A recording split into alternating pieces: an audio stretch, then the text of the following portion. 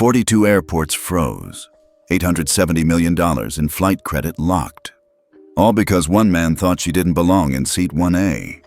But 5 minutes earlier, he had no idea who he was pushing aside. Tell us where you're watching from, and if you've ever seen someone mistaken for powerless. Boarding now for Flight 872A to San Francisco. First-class passengers may proceed at Gate B42. Dr. Alana Brooks adjusted the strap of her handbag and walked forward, calm and deliberate. She was dressed simply. Navy blazer, black slacks, a cream blouse. Classic, minimal. She didn't need to shout wealth or power. She lived it. In one hand, she held a folded tablet. On her wrist, a band of glass glowed faintly beneath her sleeve. Smart glasses rested lightly on the bridge of her nose. As she neared the boarding agent, her boarding pass ready, a voice cut through the crowd like a blade. "Move aside, sweetheart. First class is for real executives." A hard shove to her shoulder caught her off guard. She stepped back, not stumbling, just enough to register the arrogance behind the action. A man, tall, white, probably in his late 50s, draped in a gray power suit that screamed overcompensation, stepped in front of her and snatched the boarding pass from her hand. "You'll be more comfortable back in economy," he added with a smug grin. The boarding agent's eyes widened, clearly unsure how to handle the situation. A few nearby passengers turned their heads. Some whispered. One man started to pull out his phone, hesitated, then tucked it away. Alana didn't say a word. She didn't need to. Inside the first-class cabin, the man made himself at home. Seat 1A. Reclined slightly, accepted the champagne the flight attendant reluctantly offered him, and gave her a patronizing wink. "Relax, she can sit in 5B, or the cargo hold."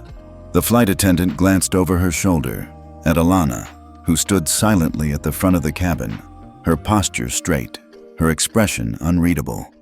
Passengers watched, waiting for a scene. There wasn't one. Alana stepped back and sat in seat 3C. She placed her tablet on the tray table, slid her glasses into position, and blinked once to activate the overlay. Clear ethics. Internal console tier access. A status, live current flight 872A, DEN, SFOO. Initiate command, YN. She tapped Y. At first, nothing seemed to happen. Then came the alerts. Across the Denver terminal and 41 other airports in the Clear Ethics network, boarding systems froze. Gates blinked red. Agents stared at their tablets, stunned. "What is going on?" "It says the airline's ethics clearance has been revoked." "Wait, across all hubs?" "All 7 airlines in the alliance. Frozen. Everything suspended." In the cabin, the flight attendants huddled together, whispering urgently. Then one stepped forward. "Sir," she said to the man in 1A, "you'll need to step off the plane. There's been a serious violation." "Excuse me?" he scoffed. "You've got the wrong guy." "No, sir," she replied, nodding toward the door. "You disrespected the wrong woman." 2 uniformed airport security officers entered the cabin. "Sir, please collect your belongings. You're being removed for violating Federal Aviation Ethics Protocol. We've confirmed the violation through Clear Ethics." The man barked, "I'm a Diamond Elite. I spent $90,000 flying last year." The younger officer didn't flinch. "And she's the reason you were allowed to fly at all. Dr. Brooks didn't just buy a seat, sir. She built the system." The entire first-class cabin went silent. Passengers stared, jaws half open, phones now filming openly. Alana remained seated, calm, eyes steady, not a trace of smugness on her face, just resolve. As the man was escorted past her, he didn't dare meet her gaze. In the terminal, breaking news spread across screens. 42 U.S. airports freeze boarding after ethics protocol triggered. 870 millers in Alliance flight credit temporarily suspended. FAA calls emergency review of passenger conduct policy. Alana walked past reporters like wind through glass. One called out, "Dr. Brooks, did you just shut down 7 airlines because of a seat dispute?" She stopped, turned slightly, and looked directly at him. No, I shut down the lie that entitlement looks like leadership. In a quiet lounge reserved for federal transportation advisors, Alana finally exhaled. A young girl approached the glass wall where Alana stood, watching the sunset settle over the runway. Are you the lady from the news? Alana turned, a slight smile playing on her lips. Depends. What did the news say? They said a man got kicked off a plane and you stopped all the flights. She knelt to meet the girl's eyes. No, sweetie, I just reminded them that respect isn't optional. It's operational. The girl beamed. Behind her, a woman mouthed, "Thank you." Back in the terminal, CEOs from 7 airlines sat in a glass-walled conference room, documents in hand. Each wore the same expression: rage, confusion, resignation. Before them lay a single folder, marked in silver. Passenger Ethics Accord, drafted, Dr. Alana Brooks. Status, previously rejected, now required. Meanwhile, Alana posted only one sentence to her professional feed. They rejected the accord 2 years ago. This week, the sky agreed with me. For the next 2 hours, no one flew. Not out of Denver, not out of Chicago, Dallas, Atlanta, or JFK.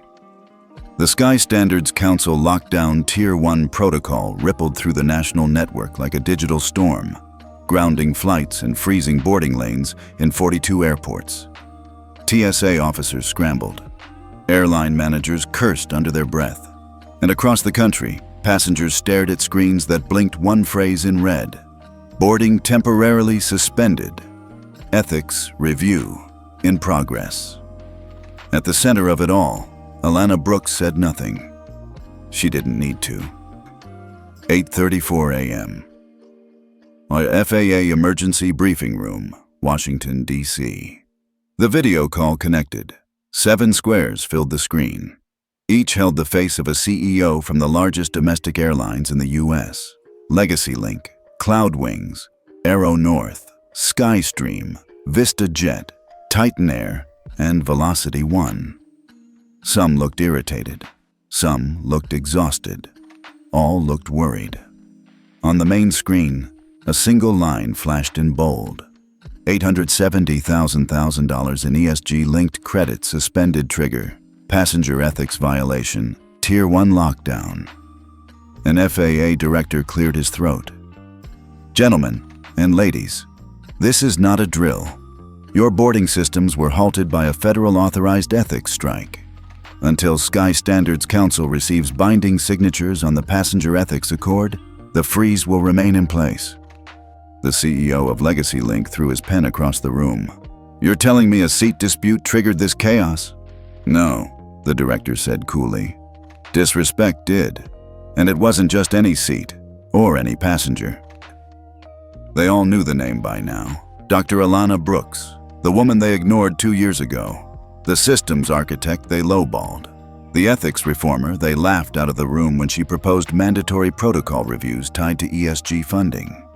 And now, she held the kill switch to their entire operating structure. Back in Denver. Private Ethics Suite. Concourse B. Alana sat in a chair overlooking the empty tarmac. It was almost too quiet. She scrolled through her messages. Over 400 new emails, 39 missed calls, 11 press requests from national outlets. But one message made her stop. Sender: J. Sinclair, FAA Legal Counsel. Subject: They're ready to sign. She didn't smile. Not yet. She just closed the message and looked out at the grounded planes. Across social media, the story spread like wildfire. Black woman CEO silently grounds airlines with one protocol trigger. 870 bombers frozen after executive passenger harassed in first class. Dr. Brooks, architect of the rejected Passenger Ethics Accord, fires back with silence. And the clip, only 16 seconds long, of Alana being shoved, of her not reacting, of her simply blinking and tapping her glasses. It had 8.7 million views in 2 hours. The public wasn't just watching, they were cheering. Meanwhile, The man from seat 1A. His name was Darren Shaw, former banking executive, frequent flyer, co-investor in a hedge fund connected to multiple airlines. He had gone from 1A to national disgrace in less than a morning. Reporters camped outside his home in Greenwich, Connecticut. His law firm dropped him from the advisory board. His own platinum travel privileges were suspended across all alliance carriers. In a shaky video statement, he muttered, "I didn't mean it like that. It was just a misunderstanding. I didn't know who she was." And the internet responded with a single, devastating truth. That's the point. Backroom negotiations, signed under pressure. By noon, the CEOs met in a virtual conference room moderated by FAA officials and Skystandard's legal advisors. The mood was bitter. The terms were not negotiable. Each executive stared at the document.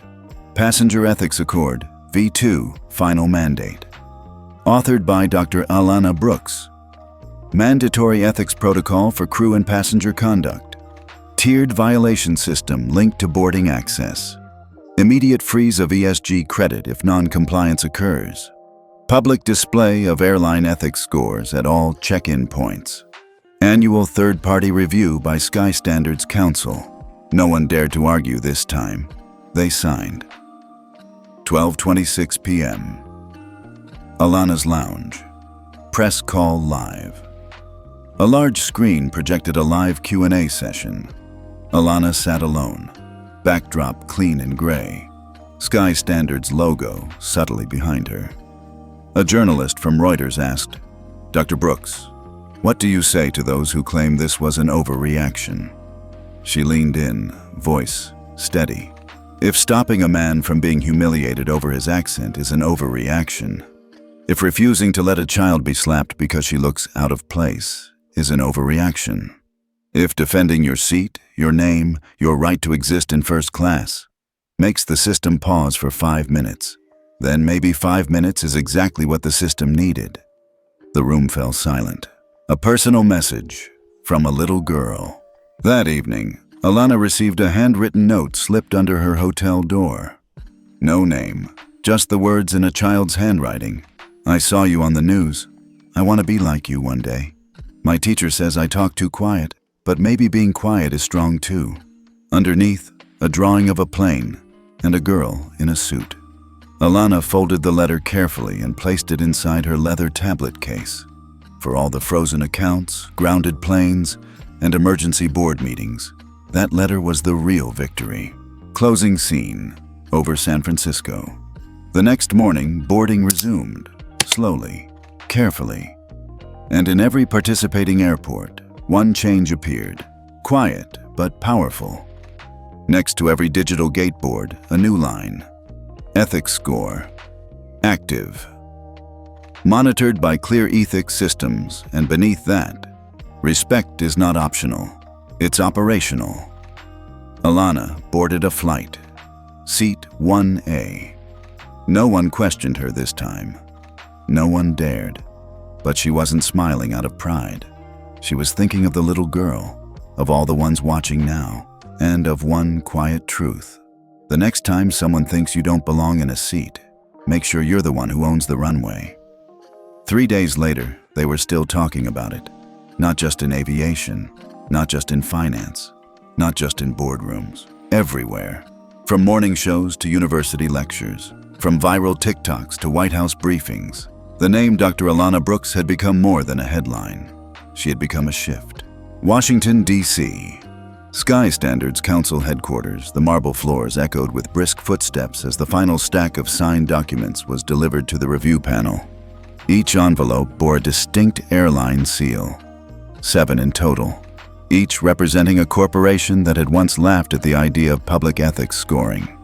Not anymore. Alana stood in front of the frosted glass doors, alone, watching through the reflection. A younger council member approached her, visibly nervous. "They just finished verifying the signatures. It's official now." Alana didn't flinch. She just nodded. "Prepare the rollout timeline. The scores go live at midnight." "Yes, ma'am." He paused before leaving. "Dr. Brooks, the fact that they finally signed it, because of you." She cut in gently. They didn't sign because of me. They signed because the system gave them no more room to hide. 12:01 a.m. Nationwide rollout begins. At exactly midnight, gate monitors in 42 airports updated their interface. Passengers lining up for early morning flights noticed something new beside their gate number. Ethics score, live. Clear ethics rating, 83.4. Compliant last violation, 3 days ago. Public incident, Flight 872A. Resolution, passenger removed. Accord signed. It was subtle, but the message was unmistakable. The airlines were being watched. Meanwhile, a hidden reaction in a quiet penthouse in Manhattan. Joseph Caldridge, chairman of Titan Air, reviewed the new terms on his screen. He swirled his whiskey without taking a sip. "She got everything she wanted," he muttered. His CFO, standing across the room, replied, "We could have stopped her 2 years ago when she offered the accord the first time. We didn't just ignore it," Joseph said flatly. "We buried it." The CFO swallowed hard. "And now we're regulated by it." They both knew what it meant. A new age of accountability had begun. San Francisco International Airport, passenger lounge. Alana sat across from a group of first-time flyers, young black and brown professionals on their way to a conference in Chicago. They recognized her instantly. "You're her," one of the women whispered. "The lady from the plane."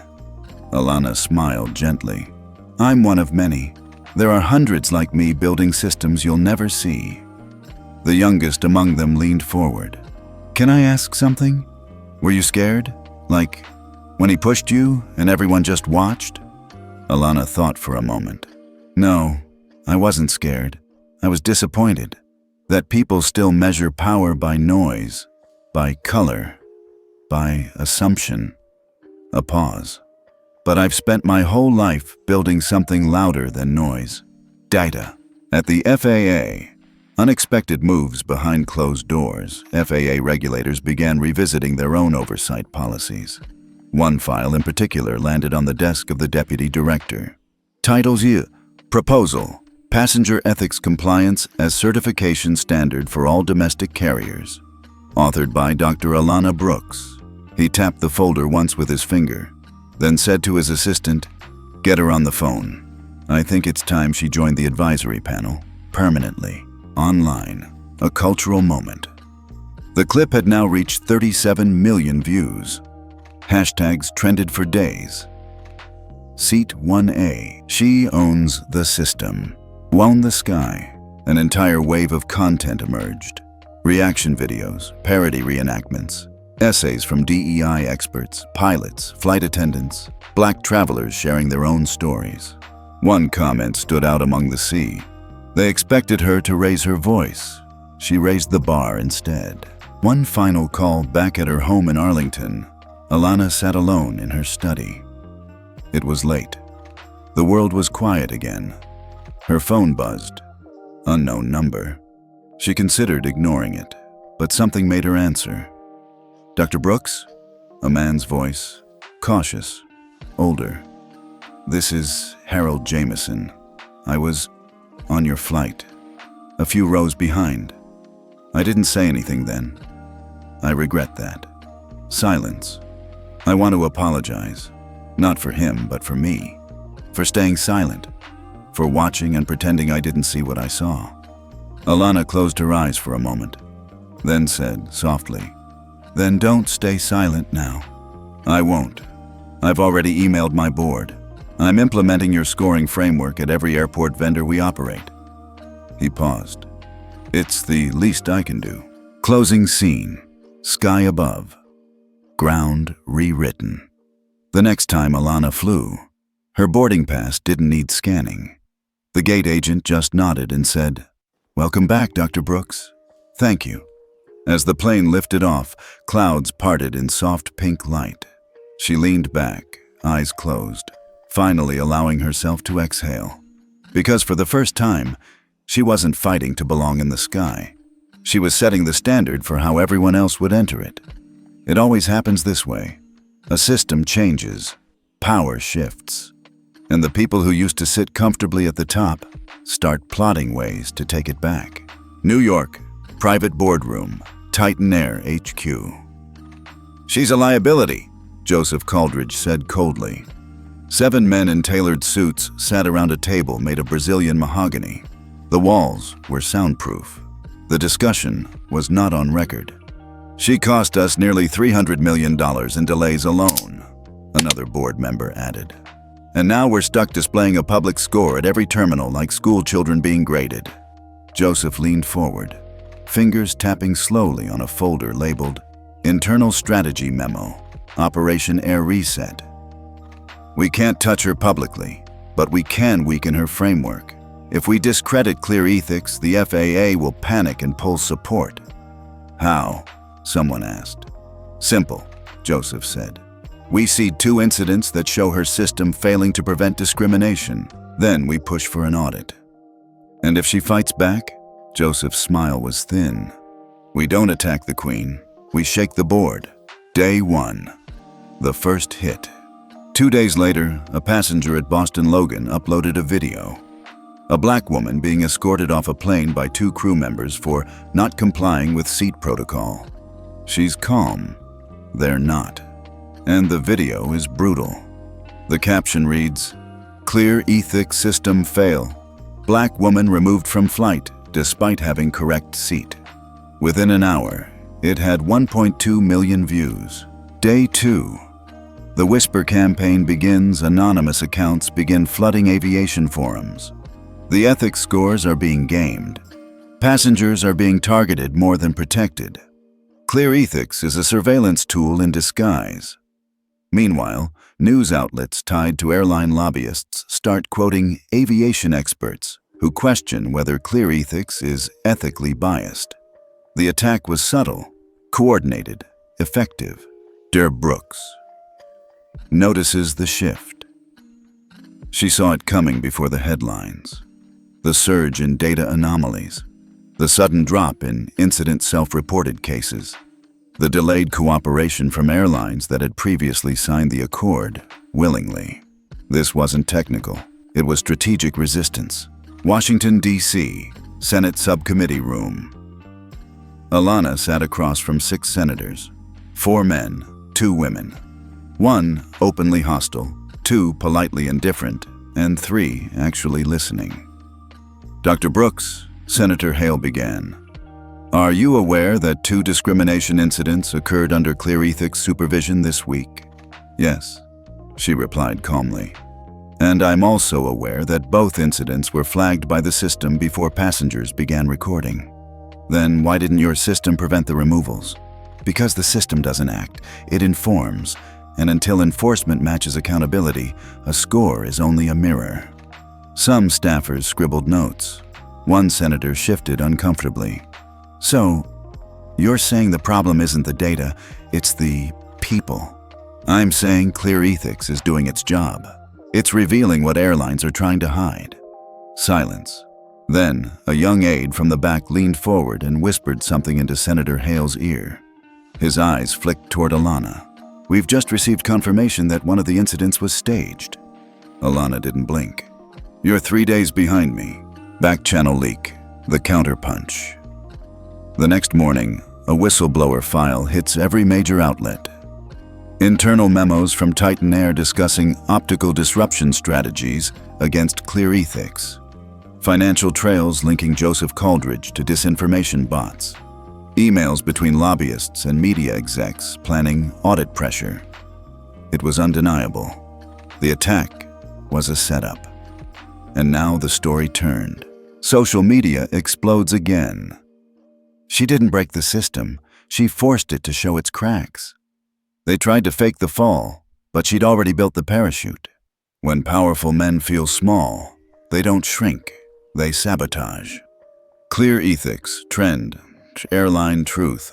She wrote the rules. FAA holds emergency ethics hearing. Alana walks into the chamber like she always does, head high, voice low.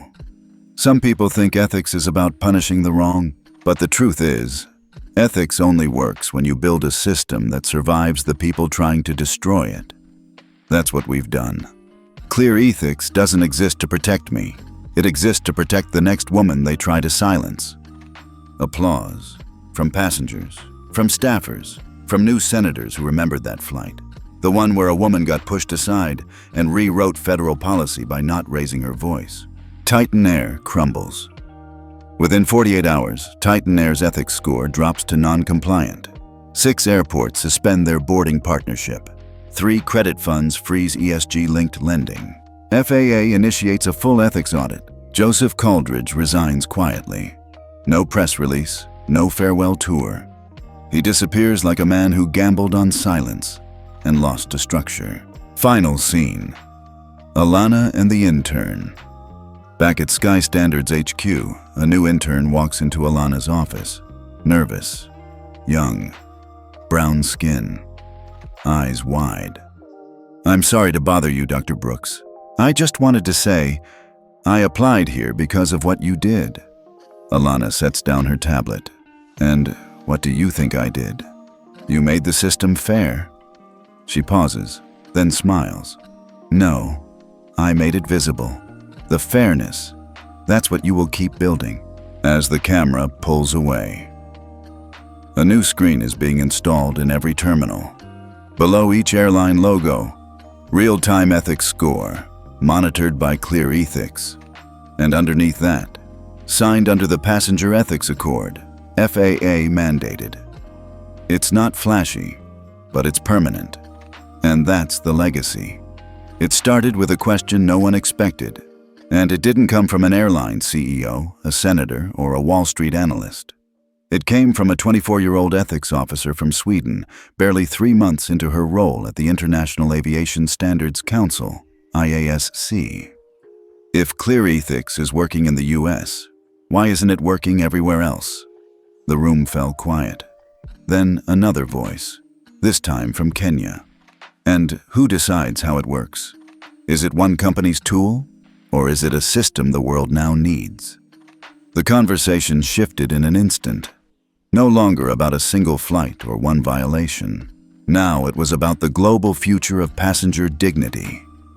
All eyes turned to Dr. Alana Brooks. The IASEC summit in Geneva was a polished spectacle of global cooperation. Flags from 31 countries circled the room. The air buzzed with translation feeds and quiet protocol. At the center of it all, on a massive screen, Proposal: International Ethics Compliance via Clear Ethics Framework. Alana didn't sit at the main table. She stood at the perimeter, watching, listening. She hadn't volunteered for this. She had been summoned. When the ISC chair turned to her, his voice carried the weight of bureaucracy and hope. "Dr. Brooks, your system has redefined compliance across American aviation. But can a single private company determine the ethical standard for global flight?" She met his gaze without blinking. "That depends," she said, "on whether you want a system that works or one that just exists." There were quiet laughs. A few heads nodded. And then came the real conversations, behind closed doors. Over the next 48 hours, the negotiations moved fast. Canada and the EU wanted to license Clear Ethics as a public tool.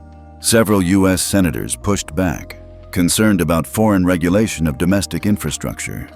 Private airline coalitions pushed to water down the standards if global use became inevitable. Meanwhile, tech giants hovered around Alana like vultures, offering valuations that flirted with the billions. She turned them all down. This was never about monetizing justice. It's about standardizing it. Around the world, stories began to surface, each one echoing the reason the system mattered. In Paris, a Syrian refugee was denied boarding for suspicious documentation, despite having every paper verified. In Mumbai, a disabled veteran was removed from a flight after asking for assistance for the 3rd time. In Sao Paulo, a transgender woman was told her ID didn't match her appearance. Each clip went viral. Each sparked outrage. But now, they came with a hashtag attached to all of them. #NeedClearEthics. The system Alana built was no longer just something America needed. It was something people everywhere were asking for, demanding even. Back in her Geneva hotel, Alana stood alone in front of a blank whiteboard. She drew 2 columns in silence. ownership, impact. The left side meant control. The right meant reach. She couldn't have both. That night, a knock came at her door. Nadia El Fahmy, the UN Civil Aviation Ethics Envoy, greeted her with a warm, steady look. "We want you to draft the Global Passenger Ethics Charter," Nadia said. "But it has to be bigger than you. It must become law." Alana took a breath. "I didn't build this to keep it. I built it so no one else could take it without knowing what it costs." Nadia smiled. "Then you're the only one who can write it." 1 week later, at a press conference in Geneva, Alana stood behind a podium, flanked by representatives from 6 continents. Behind her, a screen lit up. The Brooks Protocol, adopted by 27 nations, mandated ethics scoring for all international carriers by 2030. Alana didn't raise her voice. She didn't need to. "This isn't about one seat. This is about making sure everyone has a seat, without having to justify it." She paused, then looked directly into the cameras. "If a child watching this today ever finds themselves pushed aside, ignored, or quietly erased, I hope they know now. The system speaks for them." Back home in Arlington, Alana finally opened a pile of unopened letters. One caught her eye. Blue ink, handwritten. No return address. "You probably won't remember me. I was the gate agent in Denver. I froze that day. I didn't say a word. I've carried that silence ever since. I just wanted to say thank you for speaking through the silence I couldn't break." She set the letter down, closed her eyes for a long moment. Not out of sadness, but because she finally felt the weight lifting. Thousands of miles away, in Nairobi's international terminal, a little girl stood with her mother at Gate C9. Overhead, a sleek new monitor displayed live updates. Ethics score active. Certified under the Brooks Protocol. The girl tugged her mom's hand. "Mommy, what does that mean?" The mother smiled, brushing her daughter's curls. "It means no one gets to tell you where you don't belong." One country refused. Not quietly, not subtly, not with hesitation. They slammed the door shut. "We will not be governed by an American protocol," the Prime Minister of Aurelia declared during a televised press conference. "No foreign system will dictate how we board our citizens." The room applauded. His aviation minister stood behind him, nodding. They had made their choice, and in doing so, they ignited something much bigger than they expected. At first, the world didn't flinch. Aurelia wasn't a major hub. It had 7 international airports, mostly regional. Tourism, cargo, quiet skies. But the Prime Minister's speech was broadcast in 6 languages, and within hours, it was trending. Aurelia rejects Brooks Protocol. National sovereignty versus global ethics? #ethics or control. People watched. People argued. And then something happened that changed the tone completely. A video surfaced. A 10-year-old black boy, traveling with his white adoptive father, was denied boarding in Aurelia. The gate agent questioned whether the man was truly the guardian. When the father pushed back, the child was taken aside, alone. No explanation, no apology. The father filmed the moment. He uploaded it. Within hours, it was everywhere. "This wouldn't have happened if Brooks Protocol was in place," the caption read. The post exploded across platforms. And suddenly, the refusal wasn't just about sovereignty. It was about harm. Dr. Alana Brooks watched the clip in silence. She was in Singapore at the time, speaking with regional regulators. As the boy cried quietly in the corner of the frame, her own face stiffened. She knew what came next, not from the system, from the people who believed in it. Within 48 hours, 5 major booking platforms removed Aurelia's airports from their global search indexes. Several international carriers suspended code-share flights. By day 3, 4 countries pulled bilateral aviation agreements, citing passenger safety concerns. The momentum was no longer bureaucratic, it was personal. A line had been drawn, and Aurelia had stepped over it. Inside the office of the Prime Minister, the tone had changed. He paced, hands behind his back. They're freezing us out over one video? It's not one video, sir, the aviation advisor said. It's the optics. We denied the framework, and now there's proof of what that denial means. Reinstate the flights. Quietly. Offer to review the accord. They won't take that now. They want public alignment. They want me to kneel. No, sir. They want you to sign. Meanwhile, back in Arlington, Alana was being flooded with press requests. CNN, BBC, Al Jazeera, NHK. She declined them all. She issued one statement, short and precise. Clear ethics was never designed to control nations. It was designed to protect people. Refusing it does not challenge me. It challenges the standard of dignity. The turning point came when a coalition of 15 global airports issued a unified directive. Effective immediately, all incoming carriers from non-certified ethics airports will be subject to manual screening, delayed clearance, and restricted lounge access.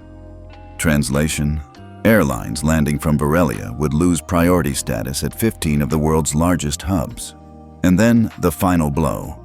The International Aviation Consortium suspended Borrelia from its 2032 World Expo transit plan. Billions lost. Trust obliterated. All over one refusal to sign a protocol designed by a black woman who never once raised her voice. On day 6, Borrelia blinked. The Prime Minister issued a formal apology, not to Alana, but to passengers worldwide affected by recent misunderstandings. It wasn't enough, because by then, a new petition had gone viral. The Brooks Protocol must be a precondition for all international aviation licensing. Over 2.3 million signatures within 3 days. The people had spoken, and now governments followed. At the next IASC meeting, something unprecedented happened. A resolution passed unanimously. By 2032, no aircraft may operate international commercial routes unless certified under the Brooks Protocol or an approved compatible ethics framework. It was no longer a recommendation. It was global law. Alana stood outside the chamber, watching the votes tally in real time on a digital board. Green, green, green, green, green. All of them. No abstentions, no pushback. She didn't cheer, she didn't cry. She simply said, "They've all boarded now." Later that night, a message appeared on her phone. Unknown number. "This is Amari, the boy from the video. My dad said you made them listen, so thank you. When I grow up, I want to fly the plane, not just sit in the seat." She stared at it for a long time, then replied, "You'll own the runway, Amari. Just promise me you'll land for others too." Back in Borrelia, at a now mostly empty terminal, the first updated monitor flickered on. Ethics score: inactive, non-compliant. Under review. A single traveler stared at it, then walked away, leaving the gate agent alone in the silence.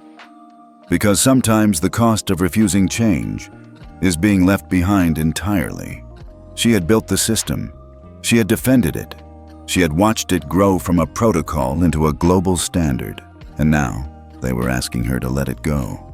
The message came through encrypted line, direct from Geneva, marked private, council only inside.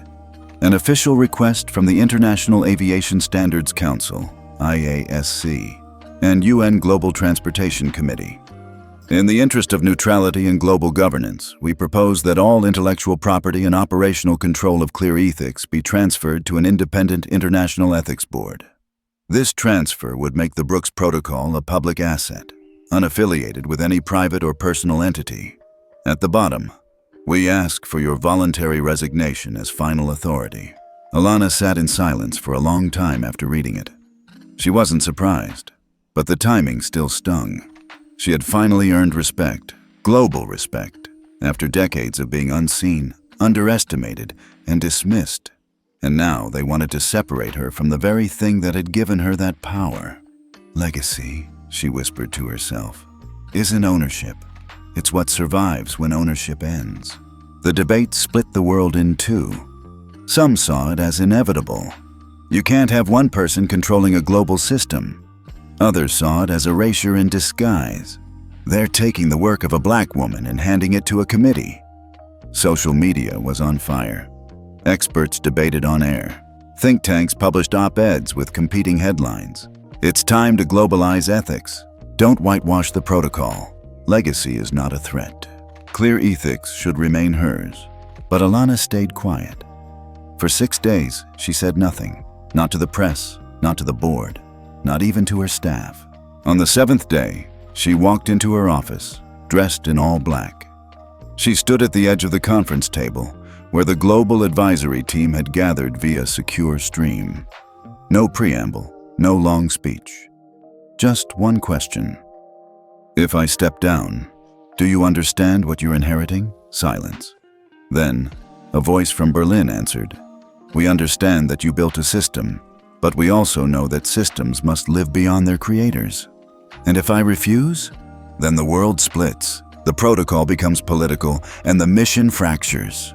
She closed her eyes, took a breath, then nodded once. "Then I have one condition. Name it. My name stays." They agreed. And 2 days later, it became official. Clear ethics would be governed by the newly formed Global Passenger Ethics Authority, GPEA, overseen by a multinational coalition of legal, aviation, and civil rights experts. The operational code would remain intact, the scoring system unchanged, and the protocol would retain its name. The Brooks Protocol. The world reacted fast. Some headlines praised her for stepping aside with grace. Others mourned the shift as power handed over too soon. But most focused on what mattered. The system was now law. Every country that had signed would remain bound by it, and those who hadn't yet now had to decide. Alana didn't hold a press conference. She posted one sentence on her personal feed. "It's never been about staying in control. It's about ensuring no one can undo the standard once I step away." That night she finally slept. For the first time in weeks. No meetings, no speeches, no decisions left to make. But sleep didn't last long, because at 2:46 a.m., her phone rang. It was Soraya Lin, former head of Asia Pacific Aviation Council, now interim chair of GPEA. "We need you in Geneva, one last time." "What now?" Alana asked, half awake. "Someone's trying to rewrite the charter's language." "Already?" "They want to remove the automatic score display from all consumer apps. They say it's too aggressive." Alana sat up. "Send me the draft." "You're not obligated to intervene." "I'm not intervening," she said, grabbing her bag. "I'm protecting what we agreed on." In Geneva, the conference room was colder than usual. The proposed amendment lay on the screen. Remove real-time display from public boarding areas. Make data accessible by request only. Alana stood at the back, arms crossed, coat still on. They hadn't expected her to show up. One delegate from South Africa turned around, surprised. "Dr. Brooks, I thought you'd retired." "I retired from control, not from accountability." She stepped to the front without invitation, pointed at the proposal. "You don't get to dim the screen just because the truth makes people uncomfortable. But some carriers feel exposed." "Good. That means the system is working. Transparency must be balanced. With what? Reputation? Profit?" She locked eyes with the speaker. The Brooks Protocol was built to show what's happening before it becomes a headline. If you hide the score, you invite abuse. Silence. Then, a slow clap started from the back of the room. Others followed. The amendment was pulled. The screen stayed lit. On the flight home, Alana sat by the window, watching clouds roll beneath the wing. A young black flight attendant approached quietly. "Excuse me, ma'am. I just wanted to say thank you." Alana looked up. "For what?" "For making it harder for people like me to get pushed out, or pushed down." She smiled. "Keep rising. Just make sure you pull others up when you do." At the airport arrival gate, a new banner hung overhead. "All passengers protected under the Brooks Protocol." No fine print, no caveats, just the truth in capital letters. They didn't try to silence her. They tried to replace her.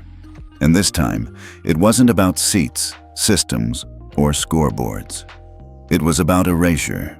The slow, quiet kind that creeps in behind applause and diplomacy. The kind that shows up in edits, in policy language, in meeting minutes. It started with a new proposal, presented not in Geneva or Washington, but in Tokyo at the Global Tech Ethics Summit. An innocuous title, Unified Passenger Dignity Framework, AI-led implementation draft, E1.1. But tucked on page 43 was a sentence that changed everything. All historical frameworks, including but not limited to the Brooks Protocol, shall be absorbed into the Unified Ethics Standard. Naming references to prior authorship may be deprecated in public documentation for neutrality purposes. Deprecated. That word. Not deleted, not denied. Just faded. Watered down. Quietly removed from the record. Like her name was a version number they could roll back. Alana read the document 3 times. She didn't speak, didn't text anyone, didn't even call Soraya or the GPEA. She just sat there, staring at the line. Maybe deprecated. That's how legacy dies. Back at Sky Standards HQ, her old staff called it the Merge Memo. Some thought it was just sloppy legal phrasing. Others saw it for what it was. A backdoor overwrite. She'd seen it before, in academia, in patent law, in tech. It always started the same way. Praise the system, erase the creator.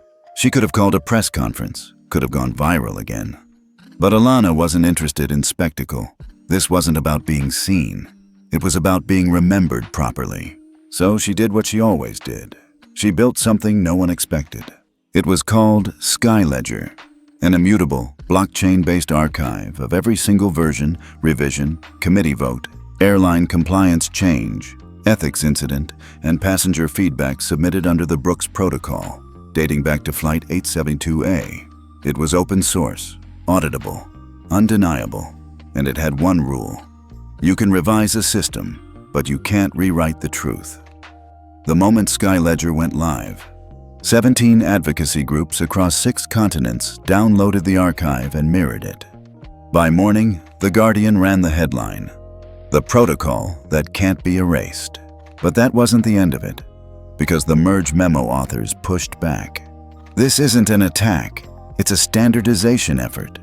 We're building a global tool. Personal branding can't be part of infrastructure. Legacy should never stand in the way of progress. Alana didn't reply directly. Instead, she spoke at the University of Nairobi, in front of a full auditorium. Progress without memory is just movement. And movement without accountability is how we repeat the very harms we claimed we outgrew. Don't call it ego when a black woman defends her name. Call it history correction, because no one flinches when the names on the building stay the same for generations, unless the name belongs to someone like me. The room stood up. Every student, every professor, no one sat down. Meanwhile, behind the scenes, GPEA was split. Half the board thought aligning with the new Unified Ethics Standard was inevitable. The other half thought it was betrayal in slow motion. One delegate said quietly, "If they take her name, what's next? They take the framework, then they take the data. Then they tell us the system was always theirs." Then came the unexpected turn. A lawsuit, filed not by Alana, but by a coalition of ethics officers from 11 countries, citing breach of international naming integrity agreements. They used Skyledger as their key evidence. The lead statement read, "The Brooks Protocol is not a brand. It's a recorded precedent. Erasing that name is not neutrality, it's appropriation." News broke worldwide. This time, the story wasn't about injustice. It was about intellectual colonialism. CNBC. Global ethics fight erupts over attempt to remove Brooks Protocol name from Unified Framework. The Atlantic. Who gets to write the rules and who gets erased? On the night before the World Aviation Ethics plenary vote, Alana was invited to speak, unofficially. They didn't give her a formal podium. They didn't even offer a broadcast. But she stood there anyway, in a room full of silent diplomats. And she said, "I don't need to be in the footnotes. I need you to understand the difference between leadership and laundering. You don't get to use my system and then decide I'm too big to credit." You can adopt the framework, but if you remove the name, then what you're building isn't ethics. It's theft in a suit and tie. The next day, the vote was taken. 98-7. The Brooks Protocol name would remain permanently attached to the ethical foundation of all certified international aviation systems. Non-negotiable, immutable, enshrined. The room applauded, but Alana didn't smile. Not immediately. She waited for the cameras to turn off. Then she turned to the delegate from Singapore, a young woman who had stayed silent during the vote. "Why didn't you speak yesterday?" Alana asked gently. "I was told I didn't have seniority to weigh in." Alana handed her a card. "You do now. Join the working group.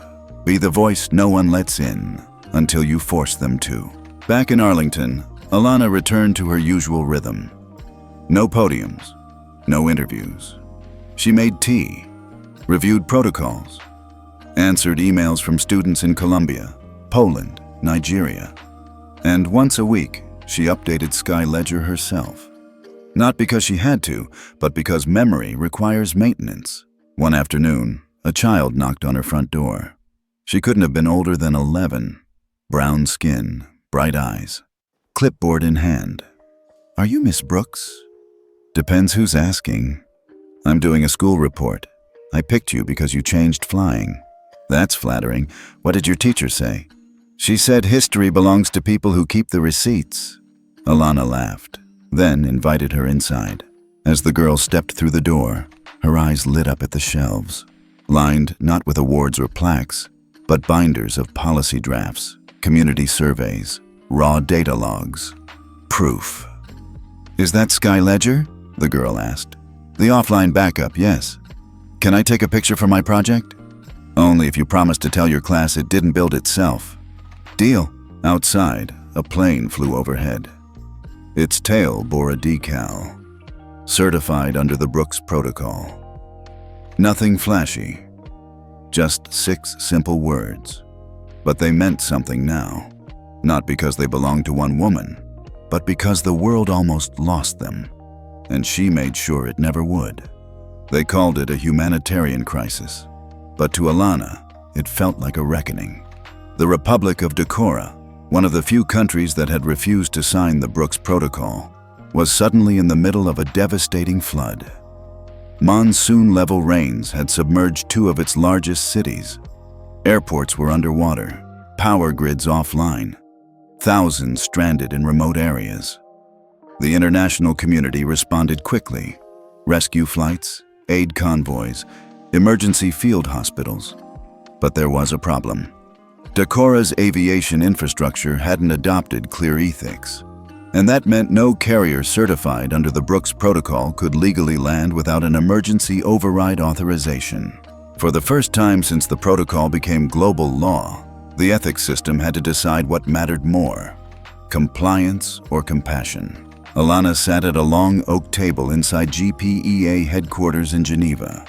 Around her, screens showed real-time updates from Dacora, satellite footage, weather patterns, projected death tolls. A soft red banner pulsed across the top of the room.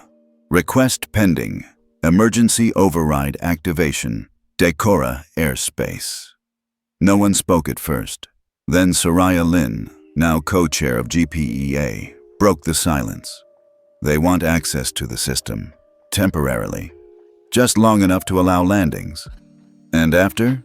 someone asked. "They say they'll discuss permanent compliance after the crisis." A few delegates scoffed. One muttered, "Too convenient." Alana leaned forward. "Let me see their formal request." The document was plain, cold, bureaucratic, but one sentence stood out. "We acknowledge that our refusal to adopt clear ethics has created barriers to emergency aid. We ask that, for the sake of human life, the protocol be lifted temporarily." They weren't asking to change. They were asking for a loophole. The council split fast. Some said the protocol was never meant to block life-saving efforts. Others argued that Dacora had knowingly rejected the system and now wanted its benefits without accountability. Alana stayed quiet through most of the debate, until someone asked, bluntly, "You designed the override system. What would you do? She looked at the screen showing children on rooftops, waving shirts at passing drones. I didn't build clear ethics to punish.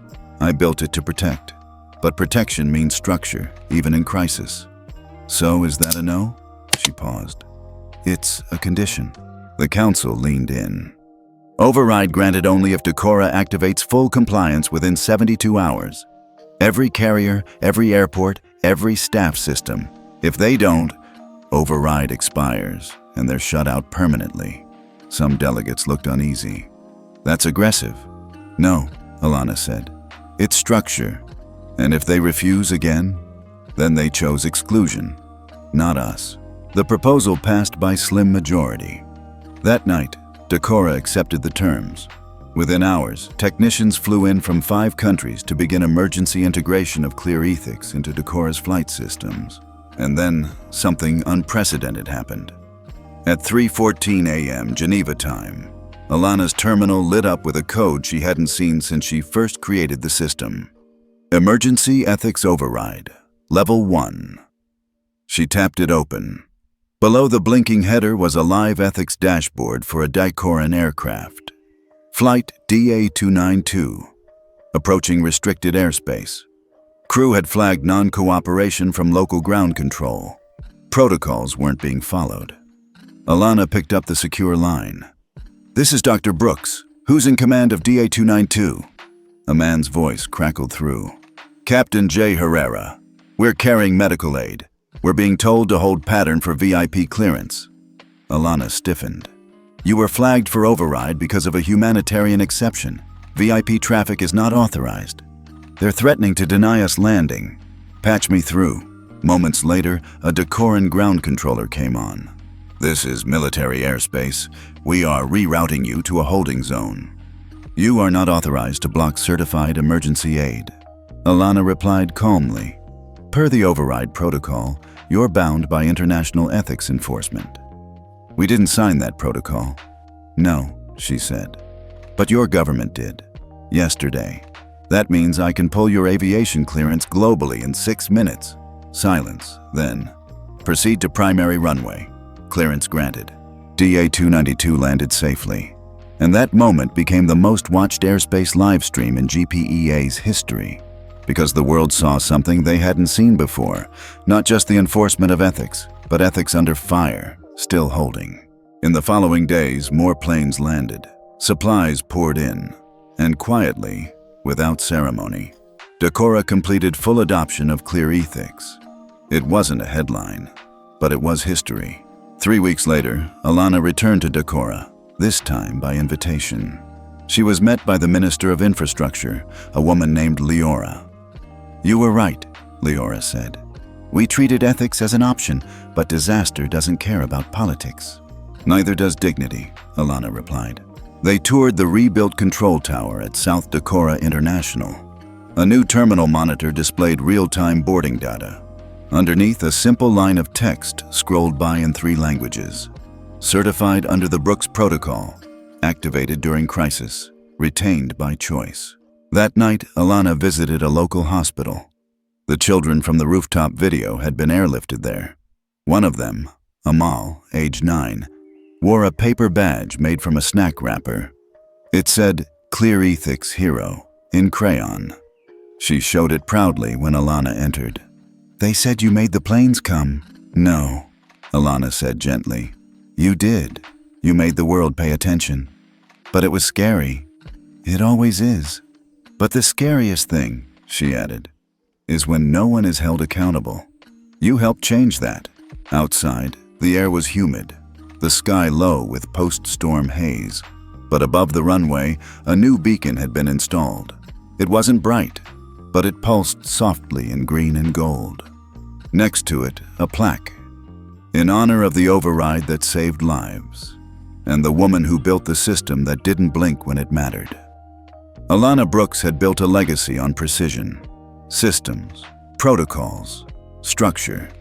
But now, 10 months after the launch of Clear Ethics, everything she built was under siege.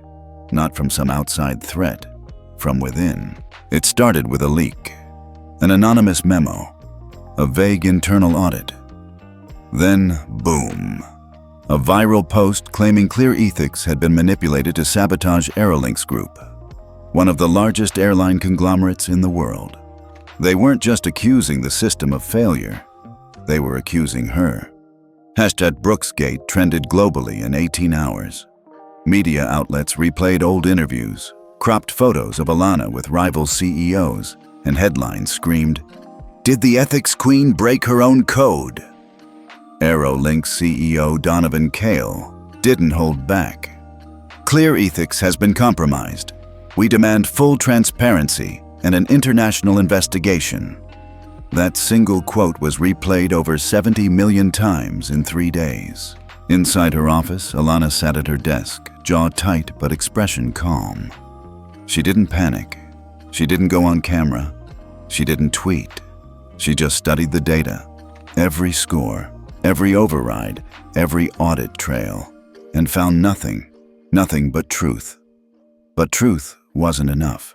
The World Aviation Commission called for an emergency hearing. In front of cameras, regulators, and a skeptical public, Alana stood tall. "I built Clear Ethics to protect transparency, not manipulate it." Someone fired back. "Your cousin is on the board of a competitor airline. Shouldn't that disqualify you?" Alana didn't blink. "My cousin also runs a literacy nonprofit. Should I be barred from reading?" The room chuckled, but the knives stayed sharp. Then came the real hit. 5 countries announced they were suspending Clear Ethics integration. 3 major insurers froze all policies tied to the system's ethics scoring. Just like that, a decade of credibility unraveled in less than a week. Alana didn't show it, but inside, it hurt. Not because she feared losing her seat, because she feared losing the mission. She went dark, no interviews, no defense, until the call came. A private jet collided mid-air with a Frankfurt-bound commercial flight. 17 people died. 3 were children.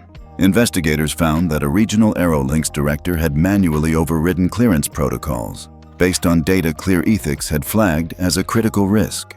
But since the system had been suspended, there had been no warning, no alert, no score, nothing. The public turned, fast. Suddenly, everyone wanted Alana back. TV anchors apologized on air. Hashtags flipped to #WeNeedBrooks and #BringBackClearEthics. The 5 countries that had paused integration reactivated it within 72 hours. But Alana didn't hold a press conference. She flew to the crash site alone. No media. Just a white flower in hand, laid quietly among charred debris and silence. That's when she made her decision. 2 days later, she faced the world. "I will step down as the executive authority over Clear Ethics." Reporters gasped. She raised her hand. "Not because I'm guilty, but because Clear Ethics must be bigger than me." One shouted, "But you built it. Won't it collapse without you?" Alana looked straight into the lens. "That's the problem. It's not a system if it can't survive its creator." She announced the transition to a rotating council. No single leader. No permanent gatekeeper. The system would remain, but it would belong to the world, not to her. 6 months passed. No sightings, no quotes, no Alana Brooks in headlines, until she appeared one morning at LaGuardia Airport, in line, with everyone else. No assistant, no first class, just a regular passenger, carry-on in hand, quiet strength in her eyes. Someone recognized her. "Is that Dr. Brooks?" A child whispered to his mom. "She's the one who made flying fair." Alana smiled softly, took her seat, business class, center row. Not too high, not too low, exactly where she belonged. "Are you sure this is the right move?" Diane asked quietly, brushing the steam off her tea in the sunlit corner of Alana's apartment. Alana stood by the window, arms crossed, her eyes scanning the city below. She'd been in semi-retreat since her resignation, but not inactive. Never inactive. "I'm sure," Alana replied. "Clear Ethics is stable now, but the system we disrupted still hasn't changed. If anything, the power structure just buried itself deeper." Diane raised a brow. "You're going after the Sky Standards Council next, aren't you?" Alana didn't answer directly. Instead, she turned. There's a hearing next week. FAA, DoD, and 3 international regulators are convening for the first Ethics Interoperability Summit. Diane leaned back slowly. And they invited you? They tried to avoid me, Alana said with a wry smile. But there's a clause in the Sky Ethics Act that mandates public representation. The public nominated me. 2 days later, Alana sat quietly in the marble halls of the Capitol Ethics Center, her badge marked Citizen Delegate instead of Founder. There was symbolism in that. She was no longer the authority, but she was still the conscience. Delegates shuffled in, CEOs from 5 airline alliances, military logistics directors, ethics compliance auditors, political watchdogs, and, on the far side, the 3 towering members of the Sky Standards Council, Graham Levison, Marta Inoue, and the elusive Dr. Stanton Wells, who had once tried to prevent Clear Ethics from ever launching. Alana noted their eyes as they passed her. Polite, cold, calculated, like she was a ghost that refused to vanish. The session opened with polite speeches, but then, a surprise. Dr. Alana Brooks has been granted time to address the chamber, representing public ethics coalitions and passenger advocacy networks. A wave of quiet unease rolled across the room. Alana stood slowly. She didn't raise her voice. She didn't wave papers or point fingers. She simply revealed. 1 year ago, we watched the industry treat ethics as a checkbox. As long as no one died, airlines got a pass. But people didn't have to die to be harmed. They were humiliated, dismissed, removed, profiled, silently erased. Murmurs, shifting chairs. Clear Ethics was born to track that erasure, but if it stays isolated, outside your systems, it will always be painted as a threat.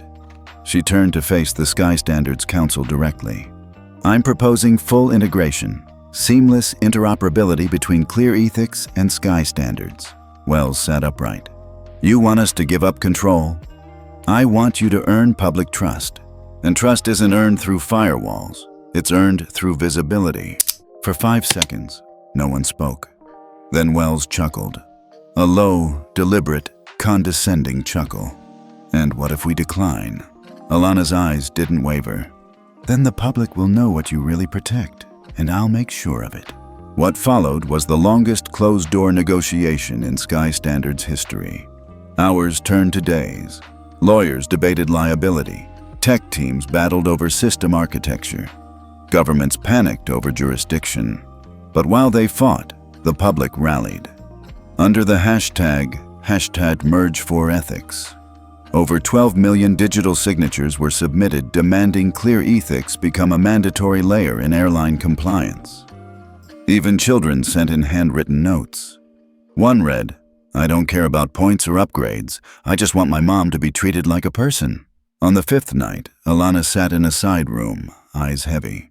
She hadn't slept. A quiet knock. It was Marta Inoue. Wells is caving, Marta said quietly. But he'll want a concession. Such as? He wants you to never work inside any governing agency again. Alana raised a brow. That's the price? Marta looked away. He's afraid of you. Alana smiled faintly. I'm not here to run the system. I'm here to protect it. Day 6. The doors opened. A final agreement was reached. Clear Ethics would be formally integrated into the Sky Standards ecosystem. Its evaluations would be a prerequisite for international flight clearance, ethics insurance underwriting, and passenger safety audits. But with one condition. Alana Brooks would serve only as an external ethics advisor. No internal position. No veto power. She accepted it without hesitation, because the mission was bigger than her name.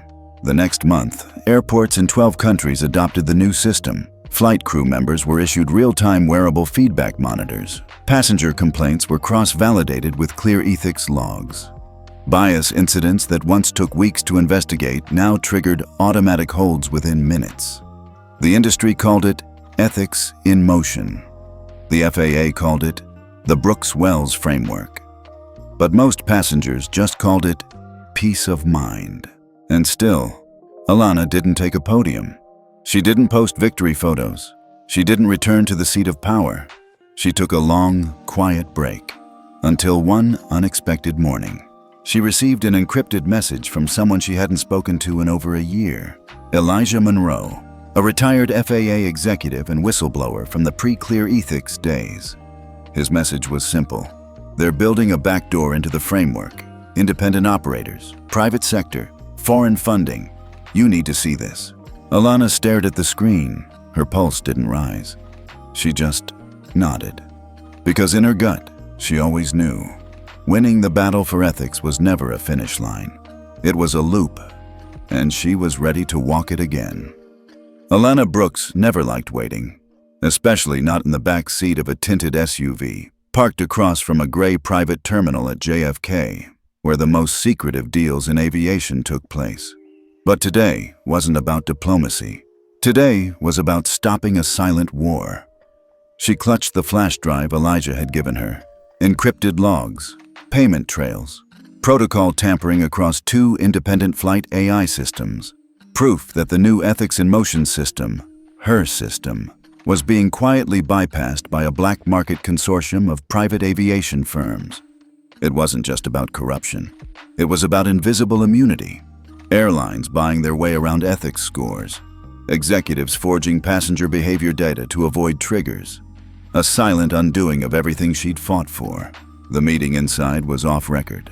Alana would be facing 12 men, board members of Millionaire, Jet, and Stratus Elevate.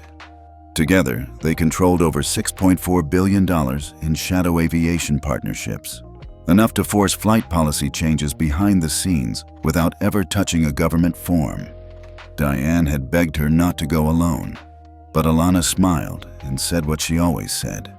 If I don't show up in the room, someone else will rewrite the rules. The metal doors closed behind her. She walked into the room like she owned it, even though she wasn't invited. The silence was thick. The chair at the end of the table turned. Victor Malin, chairman of Millionaire, leaned back, smirking.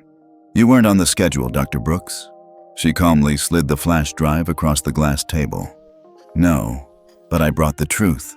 You'll want to see it. He didn't move. Neither did the others. So she pressed play. One by one, the screens lit up. Flight logs with ethics override codes traced to offshore servers. Passenger behavior classifications manually changed from aggression to non-escalated to maintain luxury route clearance. One log even showed a 10-year-old autistic boy labeled as disruptive to justify removing him and suppressing the penalty flag that would have halted the airline's bonuses. Then came the voice logs. A man on tape, cold and clear. Clear ethics is a luxury we can't afford. We'll pay off the airports. Just keep the optics clean. By the end, no one in the room looked smug. Victor stood slowly, face taut. You have no jurisdiction here. Alana leaned forward, steady. I don't need jurisdiction. I have exposure. She pulled out a slim remote. 3 copies of these files are ready to go live to every major aviation ethics board, 10 investigative journalists, and 3 Senate subcommittees. One man across the table, Robert Dre, Athera's CEO, exhaled hard. This would collapse 3 alliances overnight. Alana's voice dropped low. Then maybe they deserve to fall. Silence. Then Victor asked, What do you want? She didn't blink. A full audit of your ethics AI systems, co-supervised by independent regulators and clear ethics engineers. A retroactive apology to every flagged passenger removed under false data, and a formal adoption of the Zahara Protocol. They all looked stunned. The what? Someone whispered. Alana finally smiled. It's the new framework, finalized this morning. Real-time oversight, biometric accountability, and full transparency scores visible to the public. No more hiding behind software, no more false flags, no more secret passengers controlling public skies. Victor hesitated. You're asking us to surrender autonomy. No, Alana said. I'm asking you to surrender your monopoly on silence. By noon the next day, the announcement hit every aviation wire.